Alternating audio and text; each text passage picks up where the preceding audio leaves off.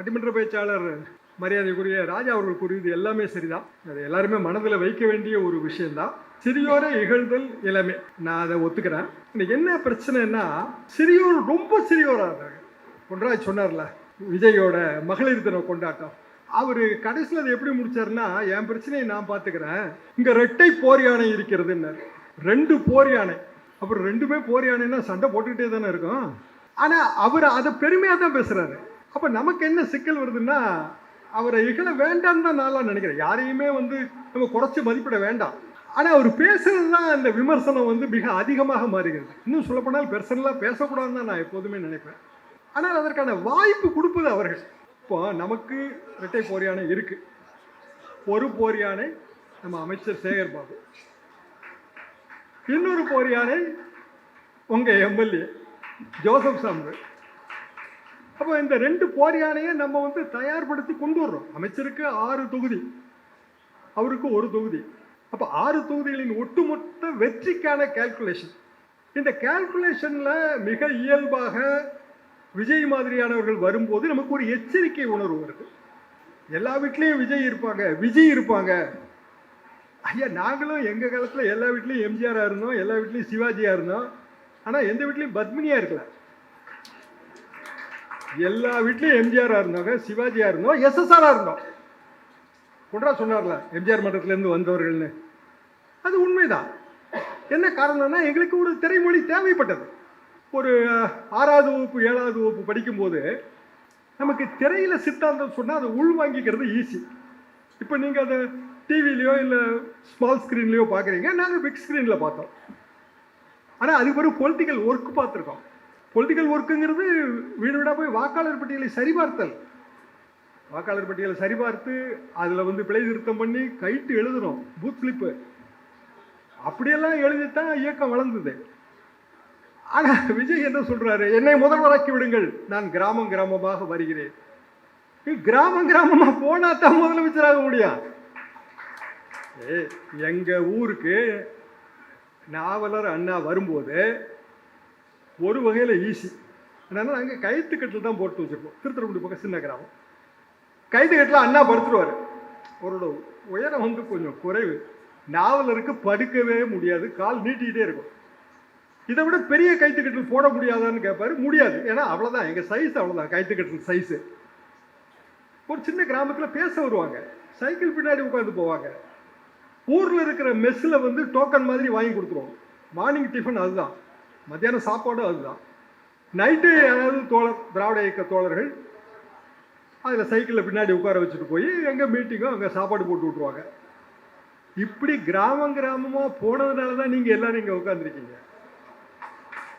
இன்னைக்கு இது பெரிய நகர்ப்புறமாக இருக்கலாங்க. நான் வரும்போதெல்லாம் பார்த்தேன், அட்டே அப்பா இது அம்பத்தூர் இப்படி இருக்க, லைட்டெல்லாம் ஜொலிக்குத. லைட்லாம் ஜொலிச்சதுக்கு யாரு காரணம்? நம்ம காரணங்க.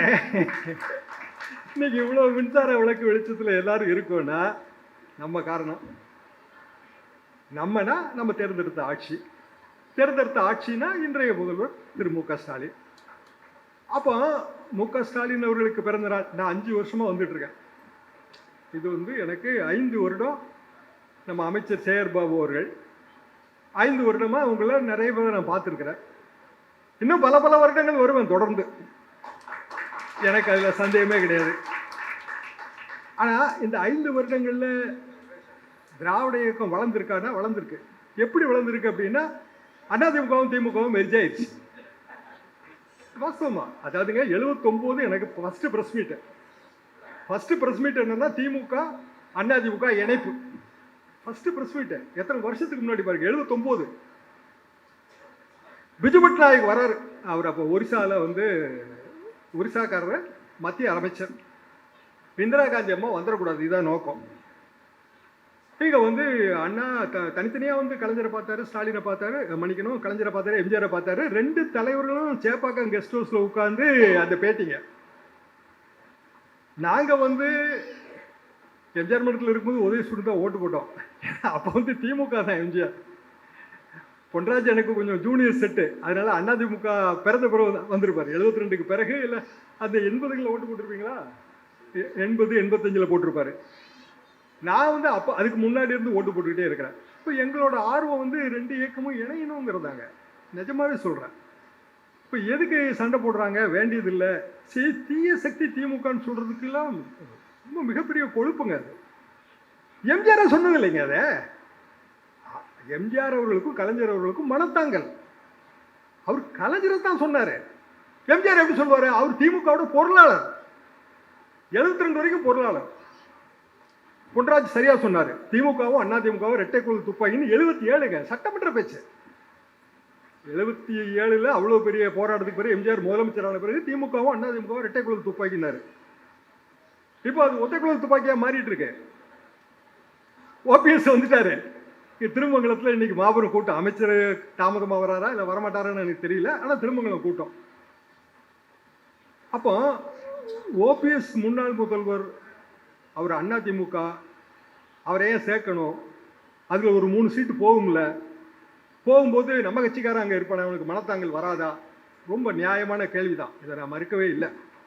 ஆனால் நிலைமை எப்படி இருக்கு அப்படின்னா, நமக்கு ஒரு ஓட்டு முக்கியம். இல்லை உங்கள் எம்எல்ஏ ஜெயிச்ச மாதிரி 40,000 ஓட்டு வித்தியாசத்துலையும் ஜெயிக்கலாம். நான் ஜெயிக்கக்கூடாதுன்னு சொல்லலை. 30,000 40,000 ஜெயிப்பாங்க. ஆனால் 5,000 ஓட்டு கீழே நமக்கு எத்தனை தொகுதி போகுது? 40 தொகுதிங்க. 1000 ஓட்டு கீழே வந்து 15லேருந்து 20 தொகுதி போயிடும். அப்போ எல்லா ஓட்டைகளையும் அடைக்கணும். 66 அண்ணா கூட்டம் ஒத்தக்கடை பக்கத்தில். நாங்கள் காலேஜ் ஸ்டூடெண்ட்ஸு கூட்டம் கேட்க போகிறோம். அண்ணா சொல்கிறாரு, 62ல் இந்த திமிங்கலத்தை பிடிப்பதற்கு நான் ஒரு வலை விரித்தேன். திமிங்கலம் காங்கிரஸ். ஆனால் வலையில் சில துவாரங்கள். திமிங்கலம் தப்பி விட்டது. 62ல் மீண்டும் காங்கிரஸ் ஆட்சி வந்துருச்சு. இந்த முறை சரியாக வலை விரித்திருக்கிறேன், எந்த துவாரமும் கிடையாது, திமிங்கலம் தப்பாதுன்னாரு. அதாவது அந்த கூட்டணி ஃபார்மேஷன்.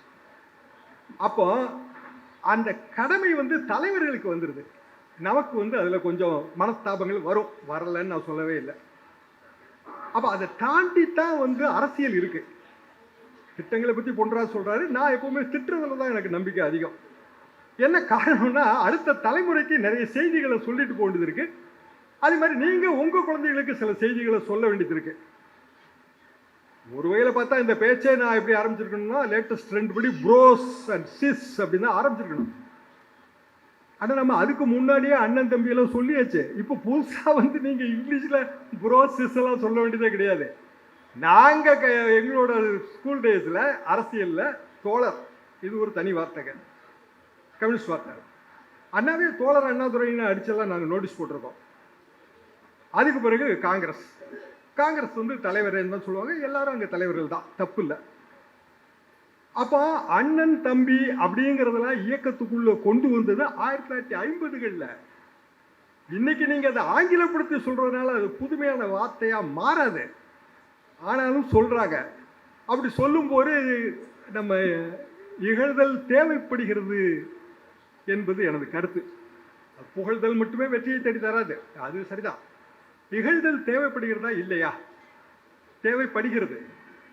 அரசியலில் இகழ்தலை நம்ம தவிர்க்க முடியாது. திட்டங்களை நம்ம மக்களுக்கு கொண்டு போய் சேர்க்கணும். ஆனால் பெரிய பெரிய திட்டங்கள், அணைக்கட்டு திட்டங்கள், இல்லை பெரிய பெரிய திட்டங்கள், அது மக்களுக்கு போய் அவங்களுக்கு பயனாக மாறுறதுக்கு கொள்ள காலம் பிடிக்கும், எக்கச்சக்க டைம் ஆகும். சில திட்டங்கள் நமக்கு உடனடியாக போய் சேருது. அந்த திட்டங்களை நம்ம நிறைவேற்றிட்டு இருக்கிறோம் இல்லையா? இப்போ 2000 ரூபாய், அடுத்த தேர்தல் பிறகு 2000 ரூபாய், ஏற்கனவே 1000 ரூபாய். இன்னைக்கு விஜய் என்ன சொல்றாருன்னா 2500 ரூபாயா? 2500 ரூபா. 60 வயது வரைக்கும் 2500 ரூபாயா? 60 வயது வரைக்கும் 2500 ரூபாய்னா உண்மையிலேயே பணம் தேவைப்படுறதே அதுக்கு பின்னாடி. சரி, 2500 ரூபா எல்லா மகளிருக்குன்ட்டார். அதாவது மாநில அரசு மத்திய அரசுல பணி செய்யாதவங்களுக்கு மற்ற எல்லாருக்குன்ட்டார். கொடுக்கட்டும். ஆனால் இயல்பாக இந்த மாதிரியான திட்டங்கள் யாருக்கு போய் சேரணும் அப்படின்னா, ரொம்ப ஏழை எளியவர்களுக்கு, உதவி இல்லாதவர்களுக்கு, முதியோர்களுக்கு.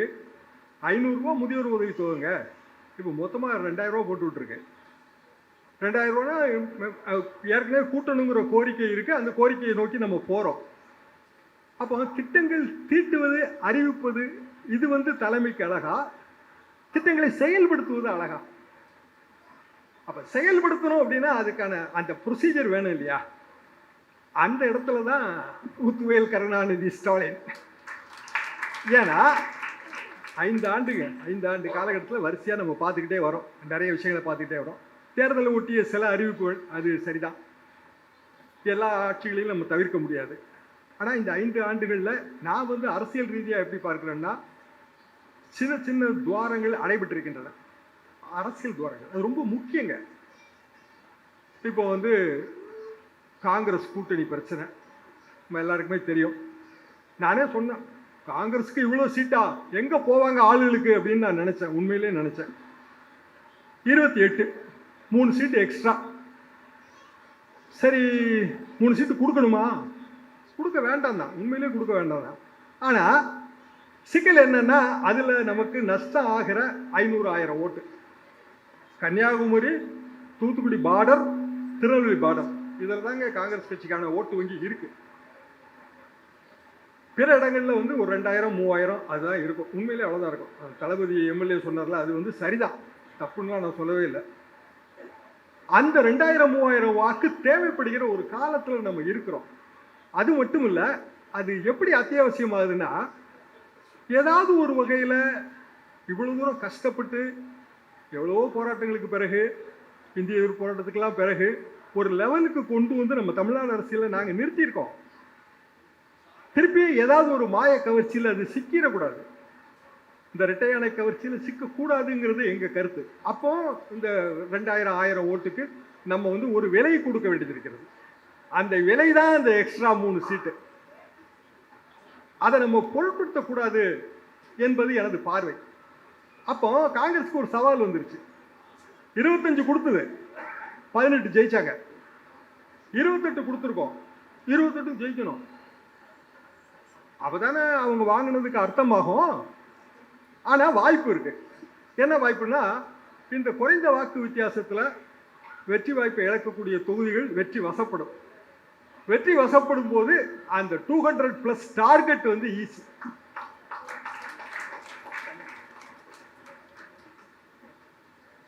வா 200+ டார்கெட்டில் நீங்கள் ஸ்டார்ட் பண்ணியிருக்கீங்க. அது வந்து எங்களுக்கு 71 சாத்தியப்பட்டது. 71 பெருந்தலைவர் காமராஜர், ராஜாஜி, ஒரு மாபெரும் கூட்டணி. பிராக்டிக்கலாக அந்த கூட்டணிக்கான வெற்றி வாய்ப்பு அதிகம்னு தோணுச்சு. சிவாஜி கூட, சிவாஜி பிரச்சாரங்க, வாக்குரிமைன்னு ஒரு படம் ஊருக்கு போடுவாங்க. அந்த படத்தை பழைய செட்டு யாராவது இருந்தால் அதெல்லாம் உங்களுக்கு ஞாபகம் இருக்கும். அப்போ 71 தேர்தலில் எப்படி கட்டமைக்கப்பட்டது, சின்ன சின்ன ஓட்டு வங்கியெல்லாம் வந்து அப்போ கலைஞர் வந்து ஒருங்கிணைத்தார். காங்கிரஸுக்கு சீட்டே இல்லை, அசம்பிளியில் நோ சீட். அதுக்கு பதிலாக வந்து பார்லிமெண்ட்டில் எக்ஸ்ட்ரா சீட். கூட்டணி ஒர்க் அவுட் ஆச்சு, 200+ வந்துச்சு. அப்போ 200+ வரணும்னா அடிப்படையில் ஒரு கூட்டணியை எந்த துவாரமும் இல்லாமல் கட்டமைக்க வேண்டிய ஒரு கட்டாயம் வந்து வந்துடுது. இந்த குறிப்பிட்ட இடத்துல கலைஞரோட கூட திரு முத்துவேல் கருணாநிதி ஸ்டாலின் அவர்கள் இன்னமும் கொஞ்சம் ஒரு இங்கீதத்தோட, ஒரு நெகிழ்வுத்தன்மையோட, ஒரு தாய் உள்ளத்தோட செயல்பட்டிருக்காருன்னா நான் பார்த்தேன்.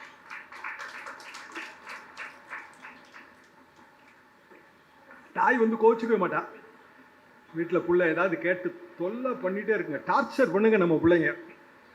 அடிப்பாளா தாய்? அப்பா போட்டு வெளுவெளுன்னு வெளுத்துருவார். ஆனால் அம்மா அடிக்க மாட்டான். அடிக்காமல் அப்படியே அரவணைச்சு கொண்டு போய் ஏதோ 3 கடலை மிட்டாய் கேட்டால் ஒரு அரை கடலை மிட்டாயாவது கொடுக்கறது, அப்படி சமாதானப்படுத்தி கொண்டு போகிறது. இது தாய் உள்ளம். இது குடும்பத்தில் பார்க்கலாம். அரசியலில் இப்போ நான் பார்த்தேன் சமீபத்தில், முதல் நாள் வரைக்குங்க ரொம்ப கஷ்டப்பட்டுச்சு அந்த கூட்டணி உருவாகிறதுக்கு. அப்புறம் பாசி வந்தார், அவர் பேசினார்.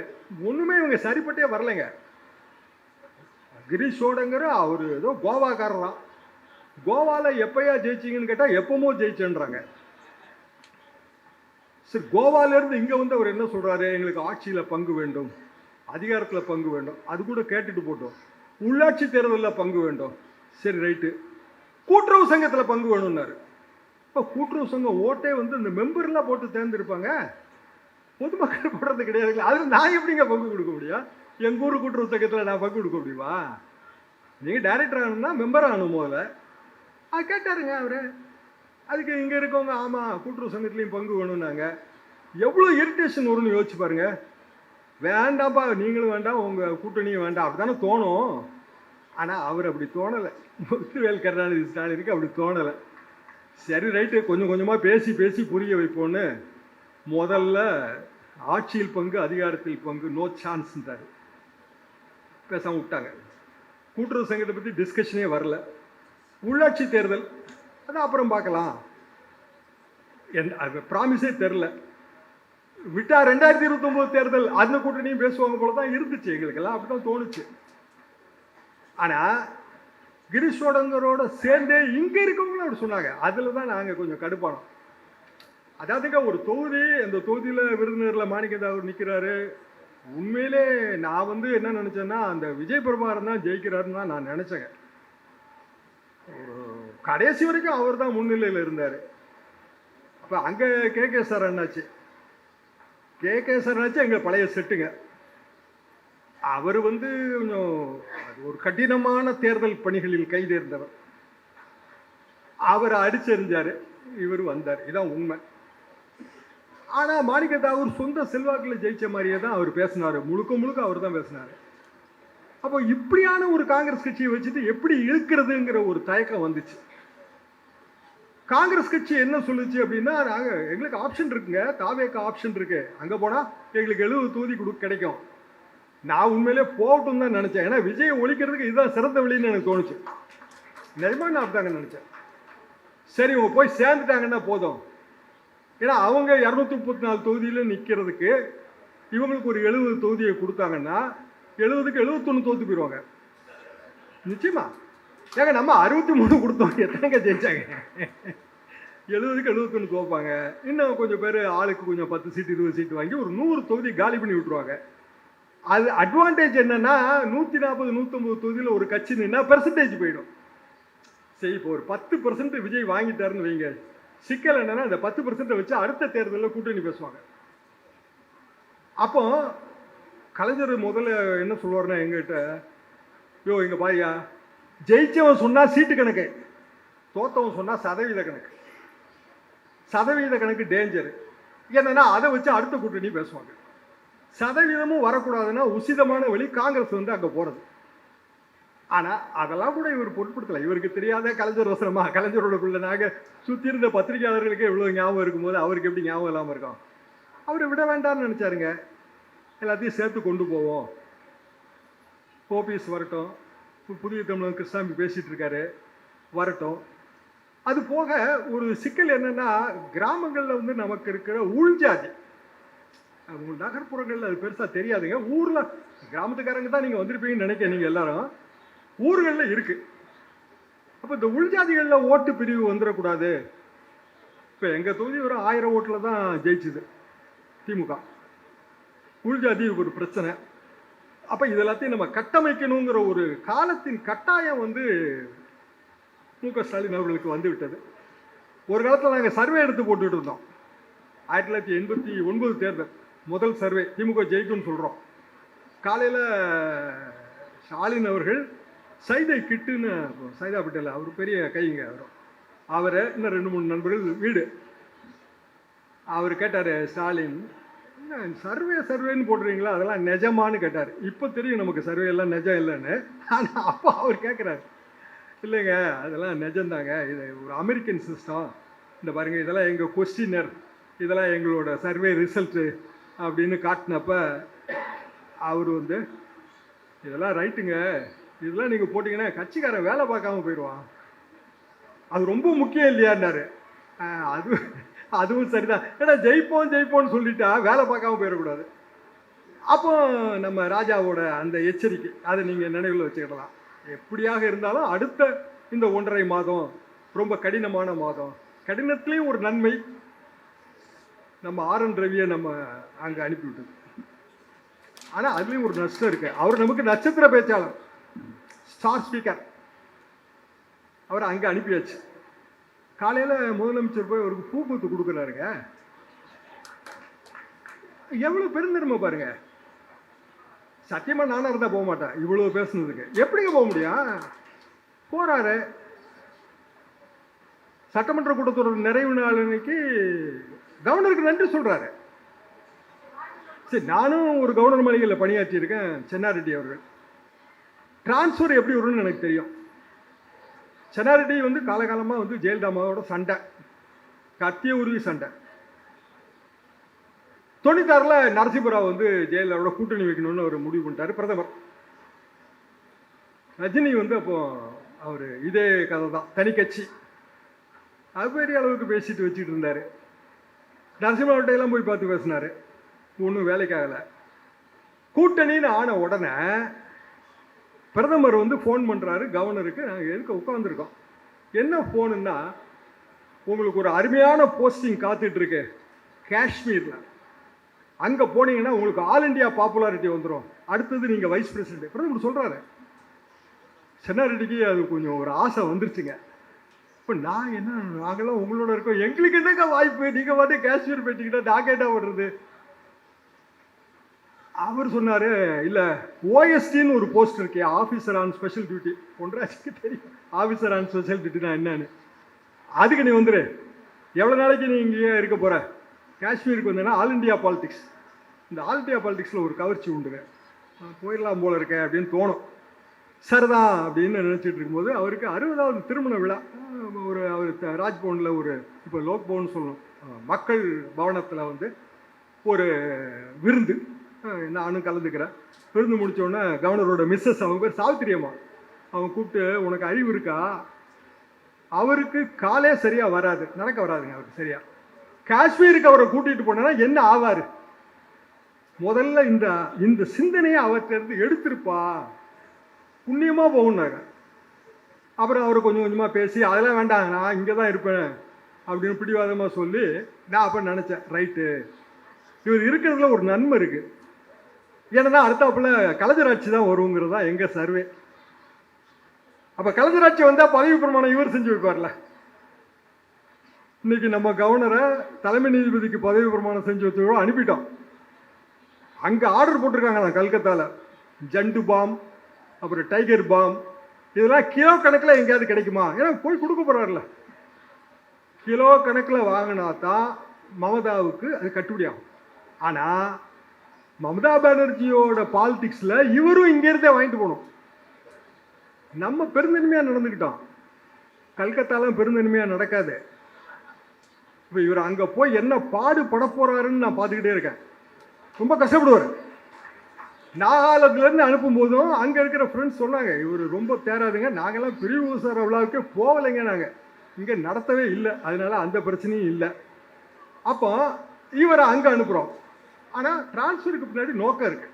ஏன்னா நான் அதை சென்னாரெட்டி காலத்தில் பார்த்தேன். ஜெயலலிதாவோட கூட்டணி அப்படிங்கும்போது சென்னாரெட்டியை கழட்டி அனுப்பணும்னு நினச்சாங்க. இப்போ மம்தாவுக்கு ட்ரபிள் கொடுக்கணும்னு நினைக்கும் போது இவரை அனுப்புகிறாங்க. இப்போ இதில் ப்ராக்டிக்கலாக வச்சு பாருங்க, அங்கேருந்து தான் ஒருத்தரை வந்து டெம்பரரி இன்சார்ஜாக இங்கே போடுறாங்களே. அப்போ வித்யாசாகர் ராவ் டெம்பரரியாக வந்து இங்கே என்ன பண்ணார், ராஜ்பவனில் அவர் பஞ்சாயத்து பண்ணார், ஓபிசியும் இபிசியும் கைப்பிடிச்சி கோர்த்து விட்டார். ஒரு கை இப்போ நம்மகிட்ட வந்துருச்சு. அப்போ கவர்னர்கள் காலங்காலமாக செய்கிறது தான். ஆனால் ஆர்.என். ரவி வந்து அவரோட சேவை என்னன்னா, சனாதனங்கிற வார்த்தைக்கு என்ன உண்மையான அர்த்தம், ஏன் நம்ம எதிர்க்கணுங்கிறத சொல்லி கொடுத்தாரு. ஏங்க தமிழ்நாடு பேரை தமிழகம்னு மாற்றுங்க, அதான் உங்களுக்கு நல்லதுன்றாரு. இவர் யாருக்கு அது சொல்கிறதுக்கு? சரி, இன்னைக்கு பேராசிரியரோட நினைவு நாள், மே 7. ரத்தக்கு நீர் வடிச்சிருப்பாங்க அவர் இருந்திருந்தாருன்னா. ஏன்னா தமிழ்நாடுன்னு பேர் வைக்கிறதுக்கு எவ்வளோ பாடுபட்டு, சங்கரலிங்கனார் காலத்தில் உண்ணாவிரதம் இருந்த ஒரு உயிர் நீத்து, அதுக்கு பிறகு எவ்வளோ கஷ்டங்களுக்கு பிறகு தமிழ்நாடுன்னு பேர் வச்சுருக்கோம். நீ பாட்டுக்கு எங்கேயோ பீகார்லேருந்து வந்துட்டு தமிழகம்னு வச்சுக்கோங்க, பரவாயில்ல, அதான் நல்லது அப்படின்னு சொன்னால் என்ன அர்த்தம்? நம்மகிட்ட சம்பளம் வாங்கிட்டு நமக்கே எதிராக பேசுகிறாரு. ஒரு நஷ்டம் எங்களுக்கு என்னன்னா, ஆர்.என். ரவி ஏதாவது அப்பப்போ சொல்லுவார், அப்பப்போ அவரை திட்டிகிட்டு இருக்கலாம். அந்த வாய்ப்பு இப்போ இல்லை.